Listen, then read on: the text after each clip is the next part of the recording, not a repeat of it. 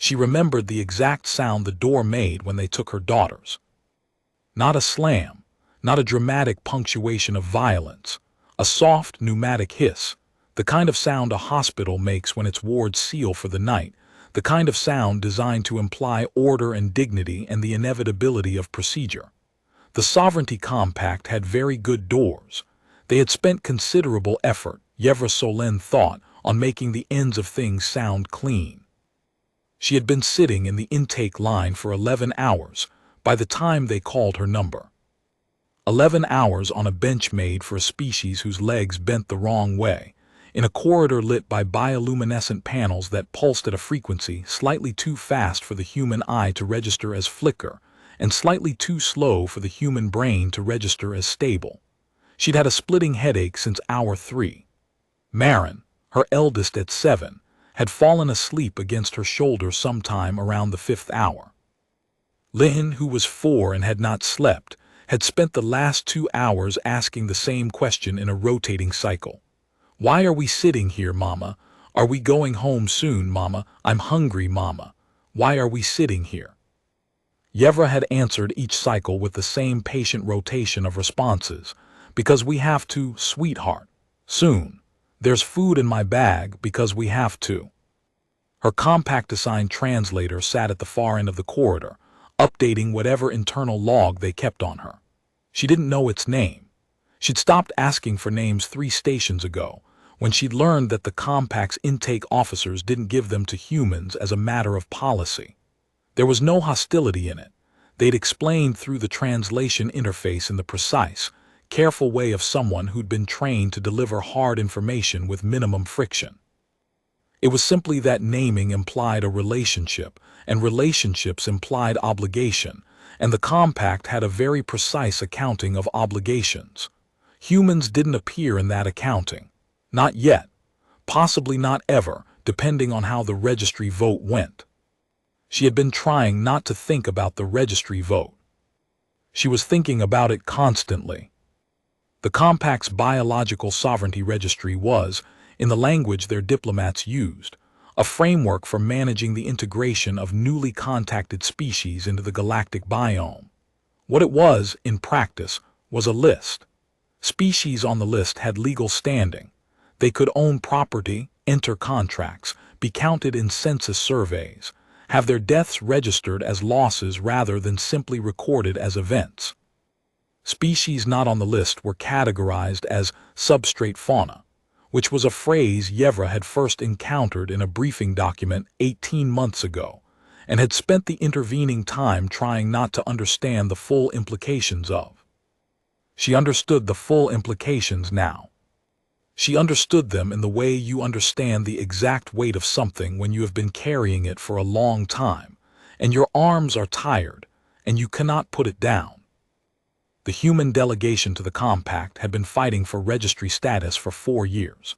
The vote was scheduled for 7 days from now. The preliminary polling suggested it would fail by a narrow margin, largely because the Drevhari bloc, 7 species, who collectively controlled 31% of the Compact's weighted voting shares, had decided that listing humanity would create a precedent for listing 3 other candidate species, whose inclusion they opposed for unrelated reasons. Yevra's people were collateral in a political dispute. They didn't understand between species. They'd never heard of over-planets that didn't appear on any human star chart. She thought about that often. The specific shape of being collateral, of being a variable in someone else's equation, of 2 small children, asleep and hungry and too young to understand what a weighted voting share was, being reduced to a data point in a calculation that had been running for decades before humanity had even learned to aim its telescopes correctly. The intake officer called her number.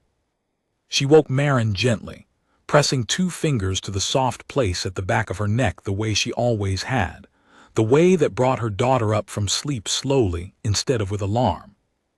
Marin surfaced with the particular composure she always managed, even exhausted, her father's trait, that composure. Yevra took Lynn's hand and picked up their single bag. Everything they were allowed to bring through compliance review was itemized on a form, weights and volumes specified, and she had spent an evening 4 months ago sitting on the floor of their residence module deciding what made the cut, and walked to the window. The intake process was not, technically, hostile. She kept reminding herself of that. The compact officer on the other side of the partition was a threnal, tall, gray-scaled, their 4 eyes moving independently in the careful, scanning way of a species that had evolved in open grasslands where being looked at from multiple directions simultaneously was a survival advantage. They spoke through the partition's translation interface with the flat, precise diction of someone working in their 3rd or 4th language. The questions were standard: species designation, origin point, current habitation record, number of biological dependents. Yevra answered everything. She had answered everything at every station for 2 months, ever since the Drevhari block had passed the emergency compact resolution, requiring all unregistered species members present in compact space to submit to quarterly compliance review pending the registry decision. Quarterly compliance review meant intake lines. Intake lines meant these benches, these lights, these questions, this particular flavor of exhaustion that wasn't dramatic but was cumulative. The exhaustion of being required to justify your existence to a window every 3 months, and finding no one on the other side of the window who had the authority to tell you the justification had worked. Biological dependence, the officer said again. 2. Yes. Ages and current developmental stage. She gave them. The officer entered them. The translation interface processed the entry into whatever classification system the compact used for biological dependence of unregistered species, and Yevra watched the officer's face, 4 eyes, each scanning its own quadrant, a face built for comprehensive awareness, and tried to read something in it. At their current developmental stages, the officer said, your dependents qualify for the juvenile harmonization protocol. Yevra felt something go cold in her chest. Not her hands stayed warm, stayed present, stayed on the edge of the counter in front of her. The cold was deeper. I'm sorry. The Juvenile Harmonization Protocol. Under Compact Code 7-4, unregistered species dependents between the ages of 2 and 11 who are present in compact administered space without confirmed registry pending status may be enrolled in harmonization programming pending their maturation cycle. This is a standard procedure. The officer's tone didn't change. She was beginning to understand, the same tone for everything. It does not reflect a finding regarding your species registry petition. My daughters, Yevra said carefully, are not being enrolled in anything without my consent. Behind her, she felt Marin shift, felt the small adjustment of her daughter's weight as she understood, with 7-year-old precision, that something had changed in her mother's voice. Parental consent provisions apply only to registered dependents, as neither you nor your dependents currently hold registry status. I understand what registry status means. Her voice had gone very quiet, the kind of quiet that scared her a little, that she recognized from the worst nights of the last 4 years, the nights after the first diplomatic communique, the nights after the second failed vote, the night she'd read the briefing document with the phrase substrate fauna, and had to sit for a very long time in a room by herself before she could go back to her daughters. I am asking you not to do this. The threnal officer looked at her. Their 4 eyes stopped their independent scanning and converged, briefly, on her face. She didn't know what that meant for their species. She suspected it meant something. The silence lasted 3 seconds. 3 seconds in which she held completely still, both hands on the counter, and looked back. I am sorry, the officer said, and the strange thing, the thing she would think about for months afterward, was that she believed them. There was something in the convergence of those 4 eyes that was not indifference. The compact was not indifferent. The compact was efficient, and that was much more frightening. This is not discretionary. The door made its sound. It took the officers 2 minutes and 40 seconds to get both girls away from her. She counted that too. She spent the next 3 days trying to find out where they'd taken her daughters. She spent those 3 days in the way that would later be described in the human diplomatic record as a textbook display of human persistence, which was a phrase their liaison officer used and which Yevra, when she heard it much later, thought was the most exhausted and useless piece of praise she had ever received. She wasn't being persistent. She was a mother who didn't know where her children were. Persistence implied you had reserves to draw on, a strategic choice to continue despite difficulty. What she had was the simple inability to stop, which was different, which was not a virtue at all but something more like the physical fact of a body that kept moving, because the alternative was to be still in a place where her daughters weren't. She filed 11 separate inquiry requests through the Compact's official intake system, which she had been told was the appropriate channel, and which, she quickly discovered, had an average processing time of 22 days. 22 days. She stood in front of the filing terminal and read that figure 3 times before she was able to enter the first inquiry. She entered all 11. She kept copies of every confirmation number on 3 separate devices. She visited 4 different Compact administrative offices in person. 2 of them had no record of her daughters. 1 of them had a record, but the officer who could access it was not on duty and would not be on duty for 6 days. The 4th office gave her a form. The form asked for documentation she had already provided at the intake window. She provided it again. The form was flagged as incomplete because one of its fields required a species registry number and humans didn't have one. She found 2 other human parents who'd had their children enrolled in harmonization programming before her. A man named Toresh, whose son had gone in 4 months ago. A woman named Ada, whose daughter had been in the program for 6 weeks. She spent 3 hours with them in a corner of one of the station's informal community gathering spaces, sitting on equipment crates that weren't designed for human bodies, drinking something that tasted like boiled metal from containers that were too large. What she learned from Toresh and Ada was this: nobody had been able to get detailed information about harmonization programming from the Compact since it had been implemented 8 months ago. Toresh had hired a Compact licensed advocate, a Velhari specialist in non-registered species law, who told him the protocol was legal under current Compact code, and the only mechanism for challenging it was a registry-level appeal that required the species in question to already have registry standing, which humans didn't have, which was the reason they were in this situation to begin with. Ada had sent 17 formal inquiries.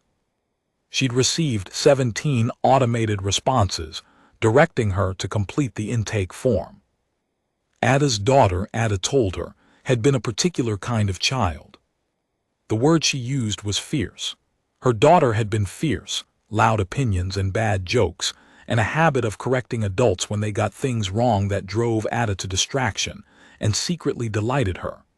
She showed Yevra a photograph on her personal device, a girl of 9 with braids and a smudge of something orange on her cheek, and an expression that was, unmistakably, someone in the middle of being absolutely right about something. "I'm allowed 1 supervised visit a week," Ada said, "since she was transitioned after the induction ceremony." She looked at the photograph. "She doesn't correct anyone anymore." Yevra found the Compact's harmonization intake facility on the 2nd day. By following a transport vehicle she'd identified at the main intake center.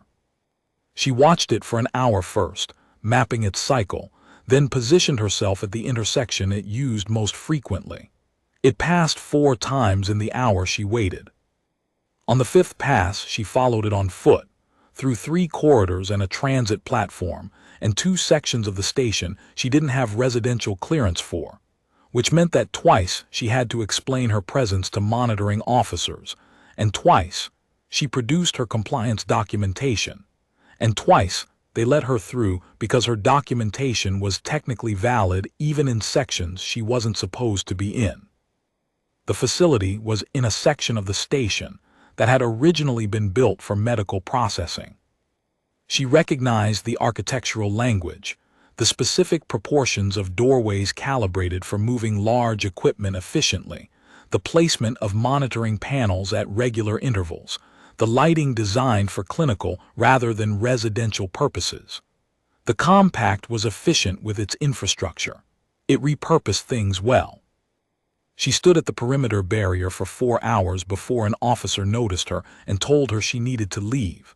She asked to see her daughters. She was told her daughters were not available. She asked what not available meant.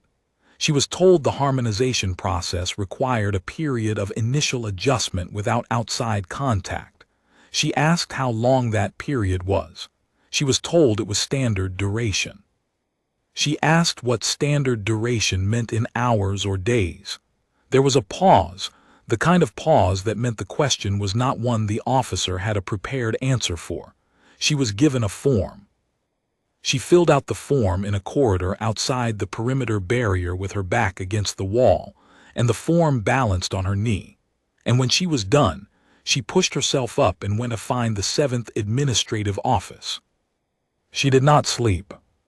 She sat in the residence module she'd been assigned. 1 room, narrow bed, climate controls set for a species with a higher baseline temperature than humans. And she went through every document she'd been given since the girls were taken. And she went through every piece of compact administrative law she could access through the public legal database. And she went through everything Toresh and Ada had told her. And at some point between the 3rd hour and the 4th of the station's night cycle, she put her forehead down on her arms and lay there in the darkness and did not sleep. She was thinking about the word fierce, about the smudge of orange on that girl's cheek, about Marin's father's composure and Linton's questions in rotation and the specific physical texture of her daughters, the weight of them, the particular warmth, the way Linton grabbed with her whole hands rather than just her fingers, always, even at rest. She was thinking about the sound the door had made. On the 4th day, she was sitting on a bench outside the 7th administrative office when a shadow fell across her. She looked up. The man crouching down to her level was tall, long-limbed, and wind-worn, with the kind of face that had spent considerable time in conditions that weren't kind to faces. Not young, not old. Somewhere in the middle of his life, with the evidence of it written in the specific way that certain kinds of lives write on certain kinds of faces, not merely aged but textured, the way wood grains under years of pressure. He was wearing civilian compact transit clothes that fit him badly, the kind of thing you picked up at a station kiosk when your own clothes needed to be inconspicuous. He had a scar along his jaw that disappeared behind his ear, and his hands, resting loosely on his knees, had the particular stillness of someone who had learned to keep them still deliberately over a long time, because they used to not be still. "You're the mother," he said, not a question. "The one who followed the transport yesterday." "Who are you?" "Someone who saw you follow the transport yesterday." He glanced along the corridor one direction, then the other, a quick, automatic thing that she recognized as habitual rather than performed. "And the day before, you've been at 6 different offices." "7. 7, he nodded. Something shifted in his expression, not surprise, something quieter. "Your daughters are in the level 2 harmonization cohort, room assignments 31 and 32. They moved them together 2 days ago." He paused. He looked at her directly when he said the next part, and she understood that he was doing it deliberately, that he'd learned that this specific kind of information needed to be delivered face to face. "They're in the same room." Yevra stared at him. She held very still. "How do you know that?" "I work in the building." "Doing what?" He was quiet for a moment, the deliberate stillness of his hands, the quality of his consideration. "Things I'm not going to explain here." His voice was level, the kind of level that was a practiced thing rather than a natural one, that had been built over time by someone who had learned that their voice conveyed more than their words if they let it. "The compact doesn't consider what they're doing to your daughters harmful. I want to be honest with you about that. From their perspective, harmonization programming is beneficial. It accelerates species integration, reduces friction in social processing, improves outcomes by their metrics. Outcomes: transition success rates, behavioral coherence scores, compliance index. He said the words flatly, the way you say words whose meaning you find intolerable. From their metrics, harmonization works. Children who go through the program integrate smoothly. They cause fewer administrative problems. They're easier. She understood what he was not saying, what he was letting her complete from context. Easier isn't the same as better, she said. No, he said, it isn't. What does it actually do? He was quiet for a moment longer. It teaches children to stop being what they are, gradually. Gently, it's not removal, it's reorganization. The parts of them that create friction with compact integration frameworks get softened, deprioritized. The children themselves don't experience it as loss. He paused. That's the part that's hardest to explain to people. They don't suffer, they just become smaller. Marin, who corrected adults. Lynn, who asked the same questions until she got the right answer. Two girls who were exactly as large as they were supposed to be. When is the registry vote? She said. 7 days. And if it fails? He looked at her steadily. Then your daughters don't come home. Under compact code, transitioned harmonized dependents are classified as integrated substrate fauna with provisional compact administrative standing. The species of origin has no further legal claim. He paused. I want to be honest with you about all of it. She had to press her hands flat against the bench, had to feel the edge of it, the specific physical realness of it, to keep herself in the conversation. This was the thing nobody had told her before now. The forms and the windows and the processing times and the 22 days, nobody had said this part out loud. She had known it was there, in the logical extension of what she'd been reading. But knowing a thing in abstract and having someone say it to you plainly were two different experiences. What do you want? She said. I don't want anything from you. He said it simply, without the defensive edge that phrase usually carried, without the quality of a man managing how he sounded. He said it the way you say a plain fact. I want to tell you that there's a session scheduled 3 days from now. A formal harmonization induction ceremony. It's how the compact marks the transition from initial adjustment to full programming. Before the ceremony, the children are in adjustment status. Technically, their species of origin designation is still their primary classification. After the ceremony, that changes. After the ceremony, the intervention window closes. He stood slowly. I thought you'd want to know that the window exists. What's your name? He looked at her for a moment. She'd asked something, she realized, that carried weight she hadn't intended to put in it, or maybe had intended, in the same instinctive way you reach for something solid when the floor is unreliable. The way he took it in, the brief consideration. Cal, he said. Cal, she stood too. She was considerably shorter than him, and she tilted her chin up without thinking about it, the way she'd been doing all her life to make people understand she was meeting their eyes directly. Why are you telling me this? He thought about that, not performing consideration, actually taking the question. When he answered, his voice was quieter. Because someone should, he said. And walked away. She thought about that answer for the next 3 days. She thought about it while she spent those days doing everything she could through every channel that existed. She found an emergency appeal pathway through the compact's legal system, not an easy one to find, buried in subsection documentation that wasn't indexed in the public database, but existed in a secondary registry for compact administrative attorneys. 47 separate steps. She completed 39 of them before hitting the wall. Step 40 required a species registry number, and humans didn't have one, and the system offered no exception pathway. She called every human diplomatic contact she had. She spoke to a human liaison officer at the compact's central administrative hub who was genuinely sympathetic and genuinely limited. He could file a note, he said. A diplomatic inquiry. It would be logged. The processing timeline was 30 days. She sent a message to the Earth Liaison Office. It would take 36 hours minimum to reach someone with authority. The induction ceremony was in 3 days. She went to Toresh's residence module and sat with him for an hour. Toresh had done all the same things she was doing 6 months before. He'd hired the advocate, filed the appeals, sent the inquiries. His son was in full harmonization status now.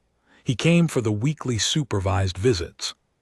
The child who sat across from him in those visits smiled easily and answered questions clearly, and had stopped asking why in the way that Toresh's son had always asked why, the relentless, grinding, joyful why of a child who needed to know how everything worked. "He's fine," Toresh said. The word fine sat in the air between them like something that had been wrung out. "By every measure they have, he's perfectly fine." On the third night she was back on a bench. Different section of the station, same construction, same materials, same wrong frequency light. A compact monitoring officer sat at the far end of the corridor with their log device and their steady, mild attention. The woman she'd noticed earlier in the day had found the same bench mid-50s, with the composure of someone who'd learned to wear exhaustion like a garment, fitted carefully so it wouldn't show too much. "You're the mother with the 2 girls," the woman said. "Yes," Yevra looked at her. "You." "Son, he's 8. The woman looked at her hands. They were the hands of someone who worked with them calloused in specific places, the kind of hands that knew what they'd built.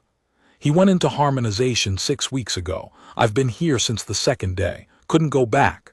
She paused. "You have the thing, the counting, where you track exactly how long it's been." "Yes. I'm at 44 days. The silence that followed was specific. Not empty, full of the particular thing that people shared when they had the same wound in the same place. "They let me see him," the woman said. "After the induction, weekly, she stopped, started again. He's very calm." "What was he like before?" Yevra said, quietly. The woman almost smiled. It didn't quite make it. He had a theory about everything. Didn't matter what, the way food cooked, the way the station's air recyclers worked, why certain colors looked different in different kinds of light. He'd explain the theory. Then he'd ask whether it was right. Then when you told him, he'd either accept it and move on or argue with you for 20 minutes. She looked at the ceiling. "I told him his theory about air pressure was wrong once." 37 minutes. "Your 37 minutes and Lynn's questions," Yevra said. "Same thing." "The same thing," the woman agreed.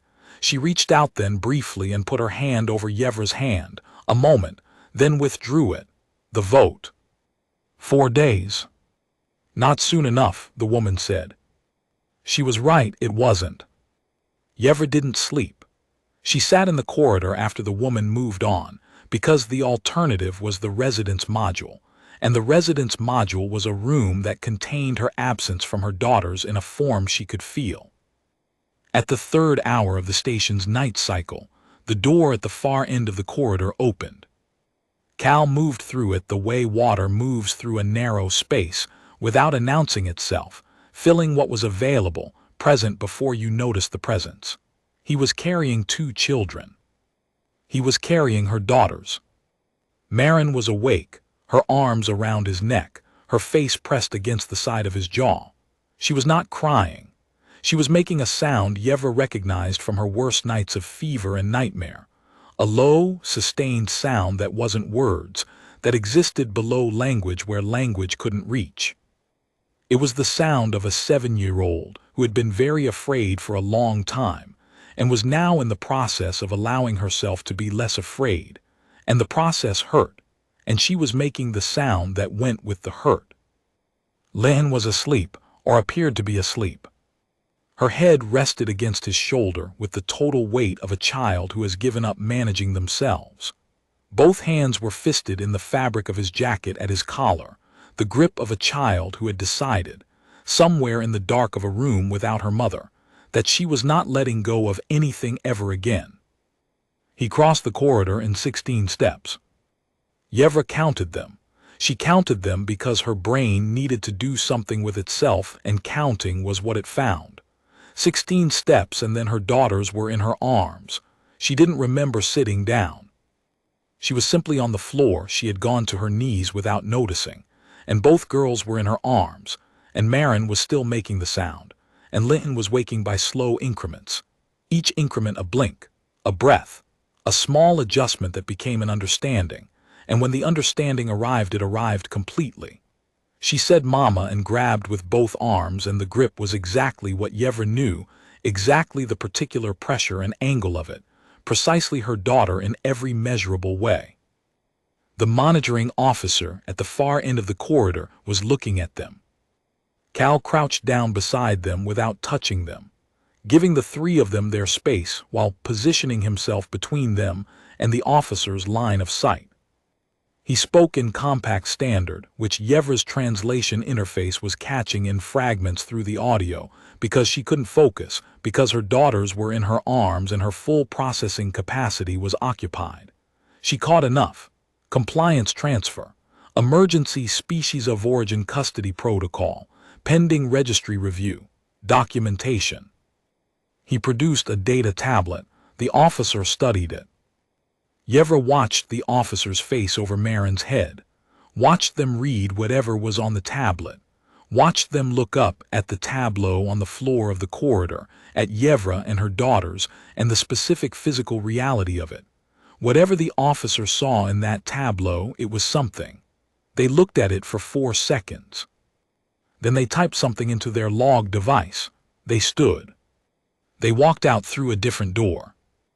Yevra pressed her face into Marin's hair and breathed. After a long time, Cal said quietly, "We need to move." They moved.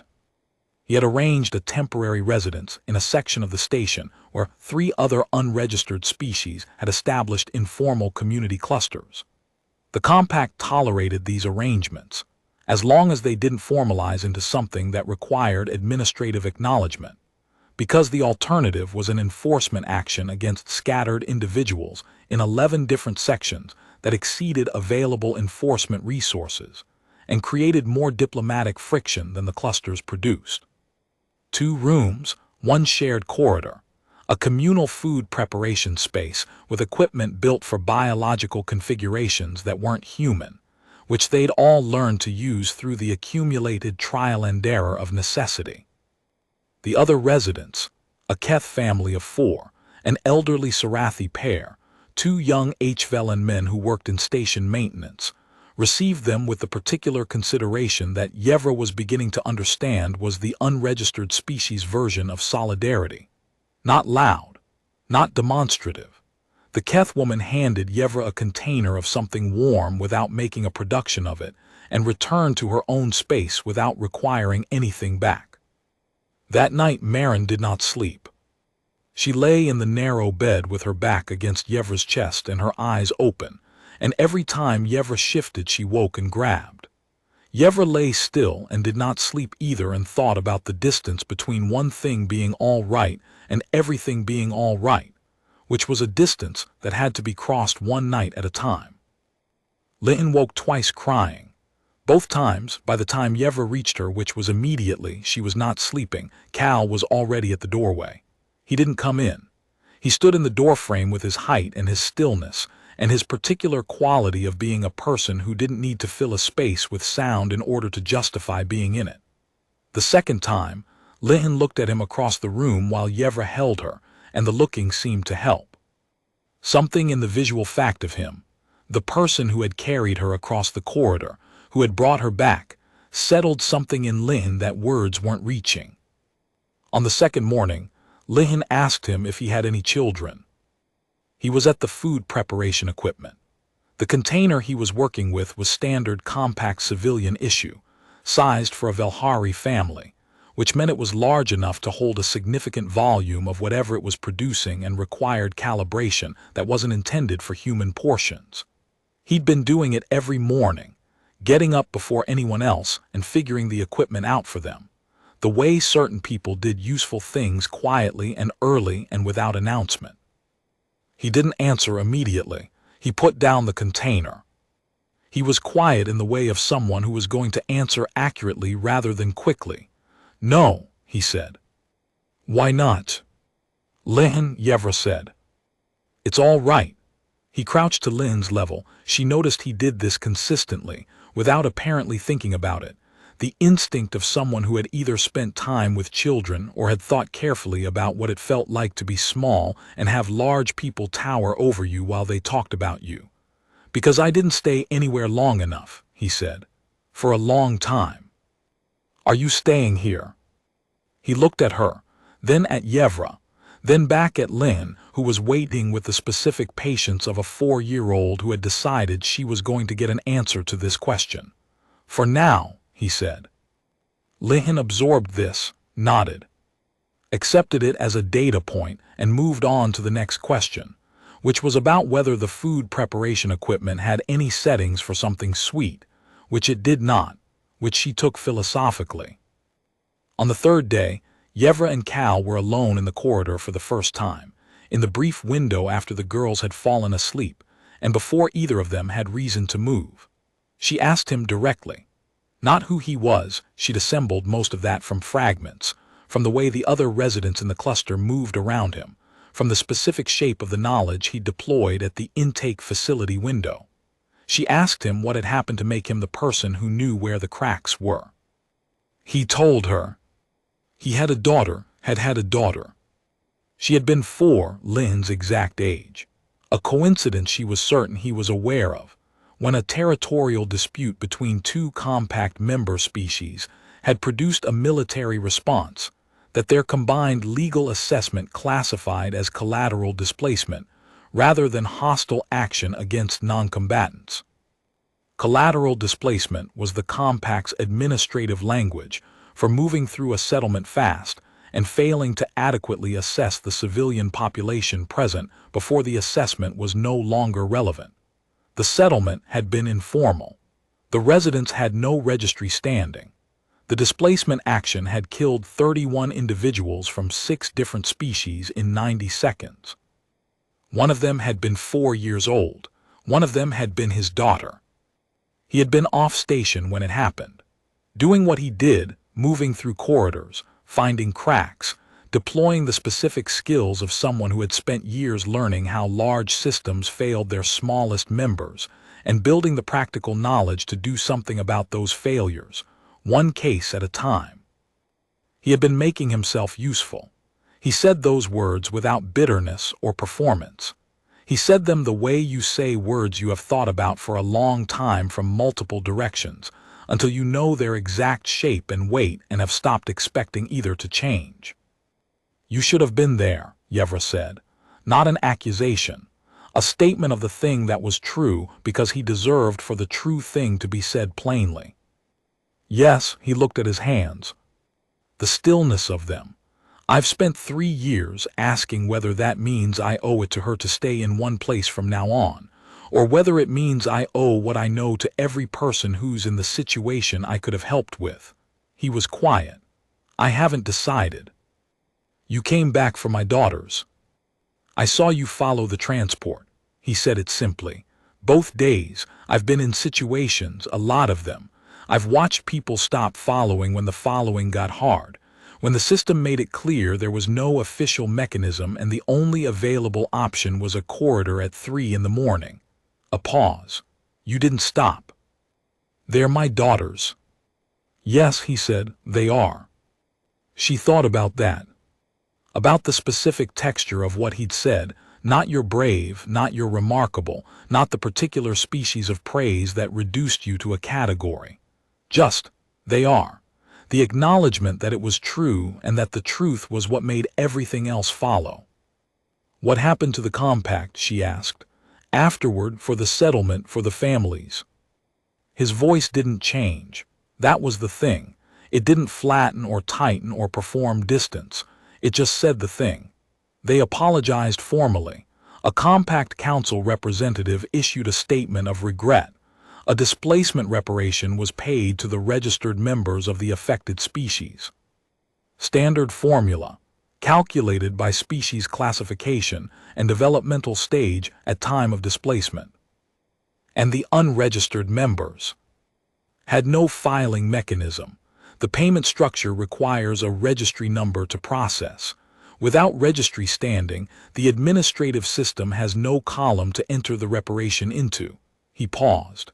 My daughter had no column. She sat with that for a long time, with the particular cruelty of it, not the cruelty of intent which could be fought and named and resisted, but the cruelty of architecture, of a system so precisely built around its own categories that the people outside those categories simply did not appear. You could not enter them into a column that didn't exist. The system was not broken. The system was working exactly as designed. If our vote fails, she said. I know. They'll take them again. The window you bought, it runs out. 4 days, he said. The vote is in 4 days. Is that enough time? He looked at her, and she saw in his face then the thing she'd been watching for since the corridor, the thing underneath the managed calm, the practiced stillness, something that had more heat and life and urgency in it, something that had been carrying 3 years of weight and was tired of carrying it quietly. We're going to make it enough time, he said. She didn't sleep the third night either. She spent it going through the compact's legal database with the combination of her knowledge of which documents she'd found, and his knowledge of which documents actually existed, sitting at opposite ends of the narrow corridor with their devices, and passing information back and forth in low voices while the station moved through its night cycle around them. What they were looking for was a crack, not a door. Doors were for people the system had already decided to accommodate. A crack. A provision written for some other purpose that had left a gap wide enough to insert something into. Something that would hold for 4 days, that would buy enough time for the vote to happen before her daughters became someone else. They found it at the second hour. Compact Code 14. Species Continuity Preservation. Written 40 years ago, after a compact border conflict had reduced a species called the evil to fewer than 200 individuals. The provision allowed for emergency biological custody protocols to be invoked on behalf of species whose total registered population had dropped below the threshold required to sustain natural reproduction cycles. The provision had been used 3 times in compact history, always for registered species, always under circumstances nothing like this one. It had never been applied to humans. It had never been applied to humans because no one had tried. It won't hold, he said. He was reading through the provision, his voice flat with the precision of someone calculating exactly how much weight a thing would bear. The compact's legal system will identify 3 separate grounds to reject it within 48 hours, probably faster, but a formal filing under Code 14 requires an adjudication period before the existing administrative status can be modified. The adjudication period is 4 days, she said. Minimum. She looked at him across the corridor. In the wrong frequency light, in the 3rd hour of the station's night, with 4 days between her daughters and a vote that might or might not go the right way, she thought about the word stubborn. About whether stubbornness was a character trait or a form of clarity, whether persisting in the face of an enormous, indifferent system was a kind of obstinacy, or simply the refusal to allow the system size to convince you that you didn't exist. She thought about Lynn's grip, Marin's sound in the corridor, Torish's son and his extinguished theories, the woman on the bench and her daughter's smudge of orange and 37 minutes of beautiful, infuriating argument. File it, she said. He filed it. The 4th day, the vote. She found out the result through the human diplomatic notification system 6 hours after it concluded. She was in the community cluster's shared corridor, sitting on the floor with her back against the wall. She'd stopped being embarrassed about sitting on floors, somewhere around day 2, when the notification came through on her device. She read it twice, then read it again, then sat with the device in her hands and looked at the far wall. 61.4% in favor of registry listing for humanity. The Drevhari block had split. 3 member species in favor, 2 abstaining, 2 opposed. The split had broken the block's unified block against humanity's listing, which had been the central obstacle for 4 years, and the diplomatic summary she received an hour later explained why. 2 of the species that had abstained cited the recent Code 14 filing in their official abstention statements. A case their representatives noted independently. 2 species who'd been in a territorial negotiation for 8 years, stuck on species continuity provisions, that illustrated the inadequacy of current frameworks for addressing continuity claims in non-registered species populations. The filing had been rejected. Formally, the compact had found 3 grounds to dismiss it, right on schedule, and the adjudication record showed a clean administrative rejection. But a formal filing, even a rejected one, entered the compact's legal record. The legal record was one of the things those 2 species had been watching for, in a debate that had been deadlocked for 8 years over exactly this kind of provision. The rejected filing had done what the petition couldn't. She sat with that for a long time, with the specific human texture of it, not a weapon, not a battle, not the HFY story she'd been told about humanity since childhood, the one where we prevailed by being faster or fiercer or refusing to back down. A piece of paperwork, a rejected filing under an obscure provision that hadn't been used in 40 years.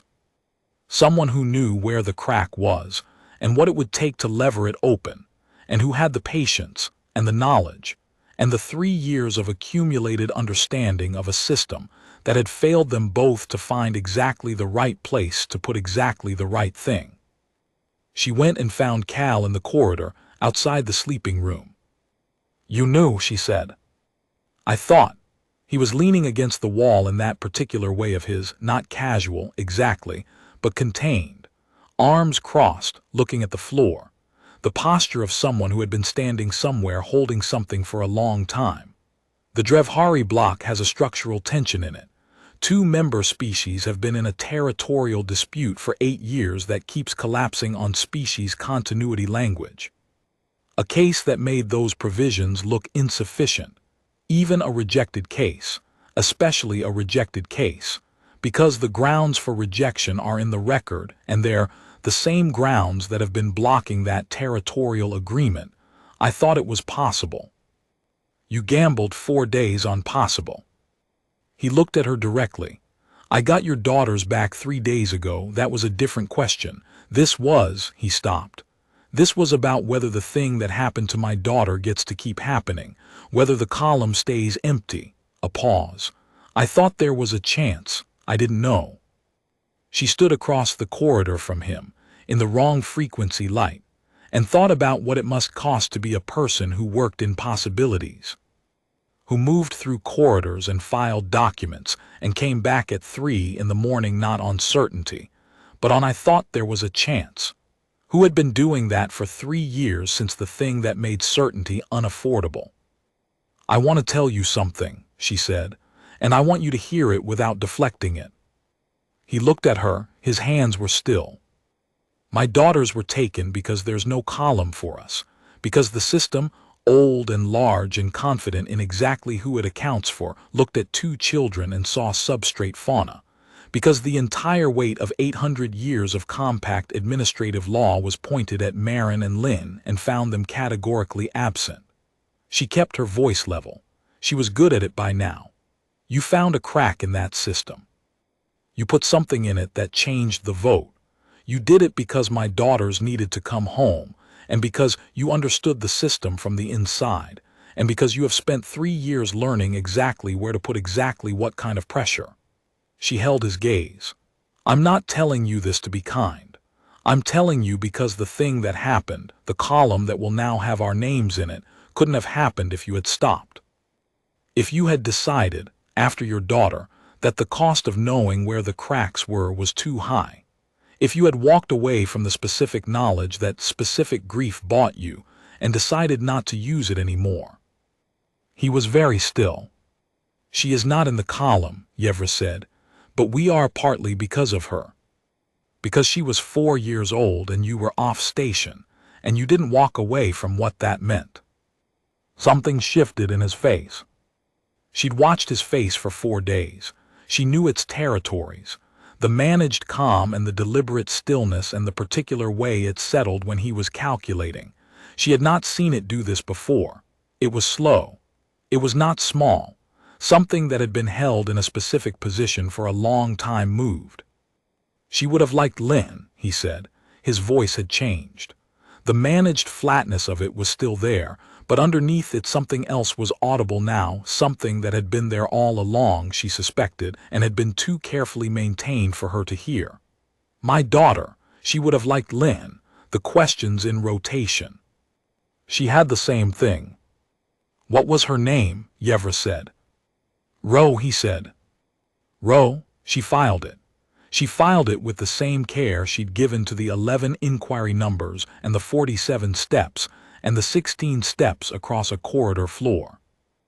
Marin appeared in the doorway behind them.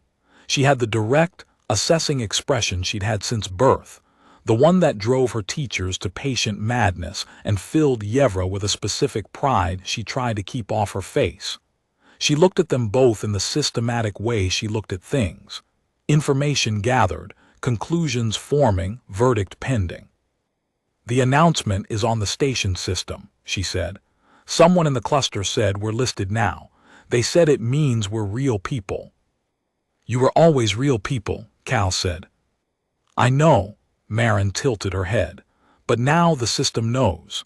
She looked at him with the particular quality of her assessment, the look that said she had been paying attention for 4 days and had reached her conclusions. You're not going anywhere yet. It was not quite a question. Cal looked at her for a moment, looked at Yevra. A small thing happened at the corner of his mouth, the kind of smile that didn't announce itself, that arrived the way he moved without taking up more space than it needed. No, he said, not yet. Marin accepted this with a nod and went back into the sleeping room. They stood in the corridor while the station moved around them. The enormous, indifferent infrastructure of a place built for thousands of species, and now, formally, for humans too. Through the propped-open door at the far end, the central circulation system breathed. The wrong frequency light pulsed. She had gotten used to it. Somewhere in the last 4 days she had stopped noticing the pulse. She was not sure when it had happened. The woman on the bench, she said, Ada with her daughter. I know about Ada, he said. She wasn't the first, there are others. Yes. The listing changes the mechanism, but the children who went through before the listing are still in harmonization status. Yes. He was looking at the propped door, the sound of the circulation system. That's the next question. Are there more cracks? He was quiet for a moment, the particular quality of his quiet not absence but thinking. There are always more cracks, he said. You just have to know the system well enough to find them. She thought about Torish's son and his extinguished why, about Ada's fierce daughter and 37 minutes of argument, about all the children in columns that still weren't there, from all the species who were still unregistered, from all the situations Cal had moved through in 3 years of finding cracks and leveraging them one at a time, case by case, because the alternative was to stop. Then we find them, she said. She hadn't planned to say it. It arrived the way things arrived when you'd been thinking them without knowing it, fully formed, with the weight of something that had been growing in the dark. He looked at her. The assessment in it, the same quality as Marin's, she thought, the same careful gathering of information before committing to a conclusion. Then something settled in his face that she hadn't seen there before. Something that was not calculation, was not management. Something more like relief. You know, he said, I've been doing this alone for 3 years. I know, she said. It's slower. I know that too. Inside, Lynn's voice rose, the question in rotation, the same question she'd been asking since they'd gotten back, the question that still broke Yevra open every single time she heard it with its smallness and its total completeness. its absolute precision about what actually mattered. "Are we going home now, Mama?" Yevra moved toward the doorway, stopped, turned back. "Yes," she said to both of them, to Linton and to him, to the question that had been running since the door made its sound and the specific future she could see from here, imperfect and enormous and cracked in the right places. "We're going home." She went in to her daughters. Cal stood in the corridor for a moment. The light pulsed, the circulation system breathed. Somewhere in the compact's legal record, in the entry for rejected filings under species continuity preservation, in the crack that had been leveraged into a vote, and a vote into a listing, and a listing into the word registered applied to human beings for the first time in a galaxy that had not expected them, and had not built its doors for their children. Somewhere in there, a man had done what he could with what he had. Not everything, not enough, never enough. But not nothing. He pushed off the wall, went in after her. The first week after the listing, Yevra learned what it meant to be registered. It meant paperwork, more paperwork than the paperwork required to not be registered, which she would not have guessed was possible. It meant 3 separate administrative offices and a biological designation form that had been rushed into the compact's processing system before the ink, metaphorically speaking, was dry on the vote. The form had 12 fields that translated correctly and 4 that didn't, because the translation framework had been built before human physiological categories existed in the compact's classification system. And the officers at the intake windows were doing their best with a system that was still catching up to the reality it had just voted for. She navigated it with Marin at her side and Linton on her back. Linton had not voluntarily let go of her for 7 days, a state of affairs that Yevra had given up attempting to modify, because Lynn's grip was specific and complete, and she was not going to be the person who told her daughter she needed to let go before she was ready. Marin held the documentation copies. Marin had asked on the 2nd day if she could hold the documentation copies. Yevra had given them to her without hesitation, and had watched her daughter carry them with both hands, with the precise, solemn intention of someone who understood that important things required attention. It also meant, in ways she hadn't expected, other people. The community cluster had expanded. Not formally. The compact had not suddenly provided them with official residential classifications, and the informal arrangement remained informal in all the ways that mattered legally. But the news of the listing moved through the station's unregistered populations in the way news of that kind always moved through populations who had been waiting for it, faster than official channels, person to person, with the particular quality of something that had been survived rather than simply received. 2 HFY families came on the 3rd day. An unregistered Threnal, one of the few, most Threnal held compact status, arrived on the 5th day with a child of approximately Marin's age who sat in the corner of the communal space for 2 hours before Marin went and sat next to her and began explaining, with the systematic thoroughness of a 7-year-old who had decided someone needed information, how the food preparation equipment worked. Torish came on the 6th day. He sat in the communal space for a long time without saying anything. His son was not with him. His son was still in harmonization status.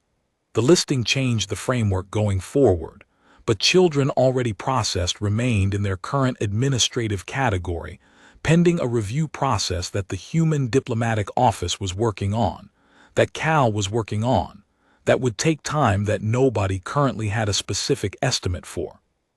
He stayed for 2 hours. When he left, he stopped in the doorway and looked back at Yevra. "The appeal process," he said, "for the ones already transitioned." He paused. "Tell me what you need."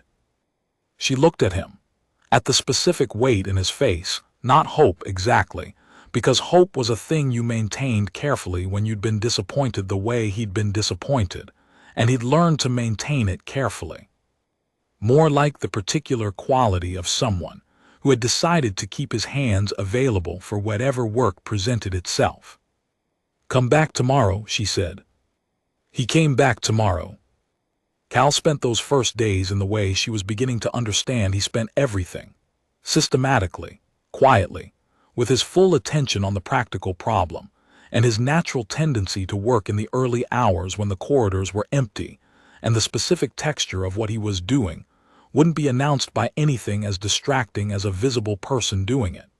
He had contacts in the compact's administrative structure that she didn't ask him to explain, and he didn't offer to explain. He had an understanding of the legal database that went beyond what she could access, and access to secondary registries and subsection documents that existed in the spaces between the official index and the actual operational code. The gaps where the system's architects had put the things they thought no one would need. He had, she was coming to understand, been building this knowledge for 3 years. Not for this specific situation, not with any particular outcome in mind. Just building it, the way you build a thing when you have nothing else to put your hands to, and you can see the system that failed you from the inside, and you'd rather know where the cracks are than not know. He found 2 more, in the first week. 2 more provisions, one in Compact Code 11, Species Developmental Continuity, written for a specific population crisis 70 years ago. One in a bilateral agreement between 2 compact member species that had been incorporated into compact administrative law and then largely forgotten. That created 2 different leverage points in the review process for already transitioned dependents. Neither of them was a door, both of them were cracks.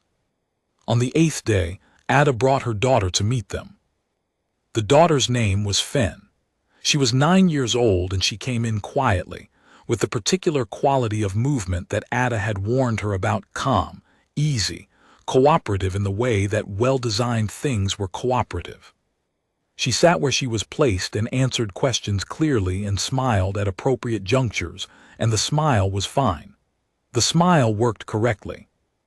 Fen looked at Lihin for a long time. Lihin looked back with the frank, total attention of a 4-year-old who had not yet learned to manage her attention for social purposes. "Are you going to ask me something?" Fen said. Her voice was flat in a way that wasn't unfriendly, a way that simply was. "Yes," Lihin said. "Why don't you talk more?" Ada made a small sound.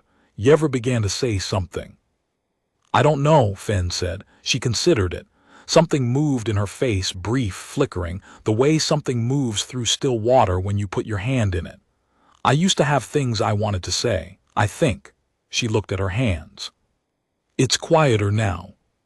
The silence that followed was the specific silence of several adults who could not speak, and one 4-year-old who could. "I talk a lot," Lihin informed her. "I can talk for both of us if you want." Something happened in Fen's face. The flicker, longer this time. Something that was not quite a smile and was not quite not a smile. Something that existed in the space between what she'd been left with and what she'd been before. "Okay," she said. Lihin talked. She talked about the food preparation equipment and the air recyclers, and the question about whether recycled water contained fish, and what fish would think about being recycled. She talked about the documentation copies that Marin was carrying, and why she thought Marin took documentation very seriously, and why that was important. She talked about Cal, who she referred to as the tall man who doesn't have children but is staying here for now, with a precision that made 2 of the adults in the room look away. Fen listened. She listened the way a person listens when something has been very quiet for a long time and is remembering that it isn't supposed to be. The flicker in her face appeared and disappeared, each time a little longer. Before she left, she asked one question. She asked it to no one in particular, addressed to the middle of the room, the way certain questions are asked when you're not sure yet who the right person is to answer them. "Will it come back?" she said. "What's quiet?" Ada pressed her mouth together. Cal said from the doorway where he had been standing through the visit, "I don't know. I think some of it will." Fen looked at him. The same direct assessment that Marin had the particular quality of a child who was still, underneath what had been done, the kind of person who gathered information and evaluated it. What's the rest? The rest, Cal said carefully, is something we're going to fight very hard for. She nodded, accepted it, left with her mother. The corridor was quiet. 37 minutes, Ada said to herself, to the wall, to the specific shape of her grief. Nobody answered. There wasn't an answer to that. There was only the next day, and the documents, and the cracks, and the specific work of being a person who had decided not to stop, which was not the same as being a person who had found peace with anything, which was not the same as everything being all right. But Lynn had talked, and something had flickered, and in the compact's legal record, 2 more provisions were being prepared, carefully, precisely, in the early hours of the station's night by a man with a scar and still hands and a daughter named Ro who had been 4 years old. Yevra sat down at the food preparation equipment and started working out how to make something better than boiled metal water for the morning.